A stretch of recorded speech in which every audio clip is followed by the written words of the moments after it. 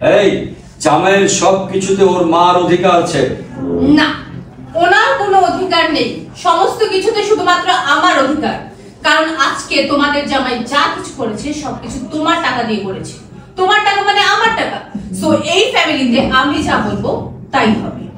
ওরে বাবা, শোন, এই জামাই ভালো মানুষ বলে তার সাথে তোর বিয়েটা আমি দিয়েছিলাম, আর তুই তার সংসারে অশান্তি করছিস। হ্যাঁ, আরে শোন, জামাইকে টাকা দিয়েছিলাম, এই জামাইয়ের জায়গায় যদি অন্য কেউ হতো তাহলে সব কিছু নিজের নামে লিখে ফেলতো। জামাই তো তা করেনি, সব আমাদের নামে করেছে। সেজন্যই আমি একটু টাইটে রাখি। বেশি তিরিং বিরিং করলে না একদম ঘাড় ধাক্কা দিয়ে এই বাড়ি থেকে বের করে দিই। একটা থাপ্পড় বেয়াদব মেয়ে কোথাকার। কি বলছিস তুই এটা? জামাইকে ঠকাবি তুই? তুই ঠকাতে চাইলেও আমি ঠকাতে দেবো না, আমি সব দিয়ে দেবো জামাইকে। মিনারা, চলো এই বেয়াদব অসভ্য মেয়ের বাসায় খাও না। চলো, আমি এমন মেয়েকে পরিচয় দিব না।